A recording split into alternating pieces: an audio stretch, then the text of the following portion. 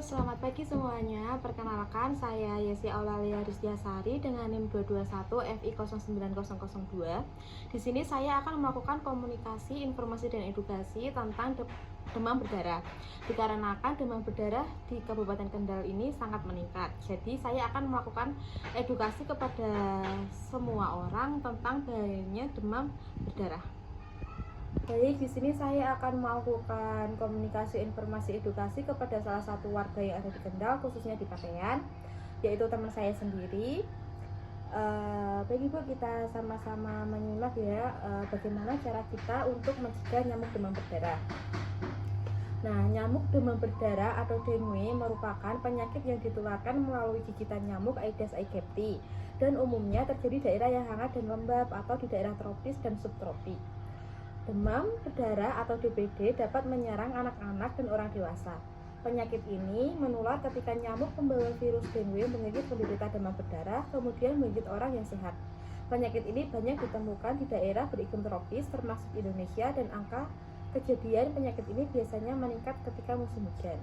Nah, di sini kenapa saya mengambil kasus tentang demam berdarah, karena di Kabupaten Kendal kasus DBD sangat meningkat. Paham Bu? Ya. Nah, Ibu sudah paham belum apa perbedaan nyamuk Aedes aegypti dan nyamuk chikungunya? Bisa tolong dijelaskan Bu? Oke. Nyamuk Aedes aegypti merupakan jenis nyamuk kosmopolitan yang dapat membawa virus dengue penyebab penyakit demam berdarah. Sedangkan chikungunya adalah penyakit akibat virus yang ditularkan dari gigitan nyamuk Aedes aegypti atau Aedes albopictus. Penyakit ini disebut juga dengan flu tulang karena menyebabkan demam dan nyeri tak tertahankan pada sendi. Paham Bu? Nah, di sini saya akan melakukan edukasi kepada Ibu tentang tanda dan gejala demam berdarah, penyebab demam berdarah, cara pengobatan demam berdarah, dan cara pencegahan demam berdarah. Nah, di sini ada beberapa tanda dan gejala demam berdarah ya Ibu ya. Yang pertama, yang pertama akan mengalami demam tinggi selama 2-7 hari. Kemudian ada sakit kepala parah, muncul bintik-bintik merah pada tubuh Ibu. Kemudian ada nyeri sendi atau nyeri otot. Dan Ibu bisa merasakan mual dan muntah, nafsu makan berkurang. Baik Ibu, di sini saya akan menjelaskan penyebab demam berdarah itu apa. Nah, menurut materi yang saya temukan, penyebab demam berdarah yang paling utama yaitu adalah nyamuk Aedes aegypti. Nah, nyamuk Aedes aegypti ini akan berkembang biak pada air yang tergenang dan tidak beralaskan tanah. Seseorang bisa terjangkit demam berdarah jika digigit oleh nyamuk Aedes aegypti atau Aedes albopictus yang telah terinfeksi virus dengue terlebih dahulu. Nah, nyamuk Aedes aegypti biasanya aktif dan menggigit pada pagi dan sore hari. Nyamuk ini biasanya hidup di genangan air yang tenang dan dasarnya bersih seperti genangan air, di ban mobil, sampah plastik, atau tempat minum hewan. Demam berdarah tidak menular antara manusia secara langsung, namun ibu hamil dapat menularkan demam berdarah kepada janin yang dikandungnya selama masa kehamilan atau ketika proses persalinan. Oke. Nah, bagaimana sih Bu pertolongan pertama penderita demam berdarah? Apakah Ibu sudah tahu? Belum tahu. Oke, di sini saya akan jelaskan Ibu ya, untuk pertolongan pertama penderita demam berdarah. Yang pertama, Ibu bisa minum obat penurun panas. Nah, terus yang kedua, Ibu bisa kompres hangat Ibu pada bagian nyeri Ibu ya. Yang ketiga, minum yang banyak, terutama usahakan minum yang bermineral. Contoh oralit, susu, atau air mineral.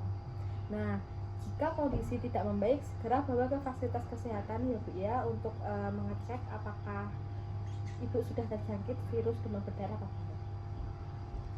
Nah, untuk mencegah demam berdarah bisa dilakukan dengan kegiatan pemberantasan nyamuk yang bisa disebut 3M+. Yang pertama, Ibu bisa menguras tempat penampungan air seminggu sekali secara teratur, seperti bak mandi, ember, dan lain-lain. Yang kedua, menutup rapat tempat penampungan air seperti gentong, tandon, dan lain-lain. Yang ketiga, menyingkirkan atau mendaur ulang barang bekas yang dapat menampung air hujan. Dan yang keempat, atau plusnya, dengan pemberian varsidasi, pelihara ikan pemakan suntik, pakai obat nyamuk, atau semprot pakai obat nyamuk, dan bisa memakai kelambu untuk kamar tidur ibu. Nah, demam berdarah itu banyak komplikasinya ibu. Misalnya jika tidak tertangani dengan cepat, kebocoran pembuluh darah pada demam berdarah dapat menyebabkan komplikasi yang berbahaya. Yang pertama ada penumpukan cairan pada rongga dada atau perut. Yang kedua perdarahan hebat organ vital tubuh, tidak mendapatkan aliran darah atau shock dengan Dengue shock syndrome. Nah, sementara itu apabila ibu hamil terkena demam berdarah dapat menyebabkan komplikasi seperti keguguran, BBLR atau berat badan lahir rendah, bayi lahir prematur, bayi meninggal di dalam kandungan, dan perdarahan pasca persalinan. Nah, fogging itu bukan cara yang tepat atau yang efektif dalam mencegah demam berdarah, karena fogging hanya dapat membunuh nyamuk dewasa ibu ya. Nah, apakah ibu sudah paham dengan apa yang saya sampaikan tadi bu? Sudah. Apakah ada yang ibu ingin tanyakan tentang materi yang saya jelaskan tadi, atau ada yang kurang jelas ibu? Saya sudah jelas bu. Baik ibu, apabila materi yang saya jelaskan sudah jelas dan dapat diterima, saya akhiri untuk pertemuan kita kali ini ibu ya. Boleh materi ini boleh disampaikan kepada seluruh keluarga ibu atau teman dekat ibu ya bu ya, untuk mencegah agar tidak terkena demam berdarah. Oke. Baik, sekian komunikasi informasi edukasi yang saya sampaikan untuk pemenuhan tugas asuhan kebidanan komunitas pada pertemuan ke-13 dan 14. Sekian dari saya. Wassalamualaikum warahmatullahi wabarakatuh.